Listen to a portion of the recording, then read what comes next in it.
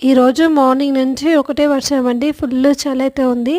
మనకింత చలి ఉంటే పాపం మూగజీవాలకైతే ఇంకెంత చలి ఉంటుందో. మా పిల్లలైతే నిన్న బంటిగానికైతే నేను క్లాత్ కప్పుదామని చూస్తే అది కప్పకుండా వెళ్ళిపోయింది కదా! ఇంక మా పిల్లలైతే దానికి టీ షర్ట్ అయితే ఏస్తున్నారు. చూడండి, పాత టీ షర్ట్ ఉంటే ఇట్లా దాన్ని కట్ చేసి దానికైతే ఏస్తున్నారు. అది కూడా మంచిగా ఏపిచ్చుకుంది.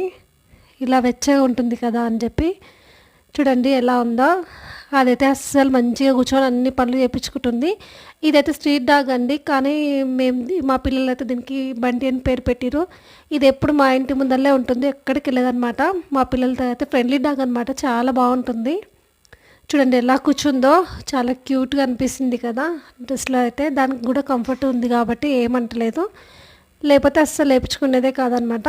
ఒక హ్యాండ్ అయితే వచ్చింది. ఇంకొక హ్యాండ్ అయితే అస్సలు రాలేదు.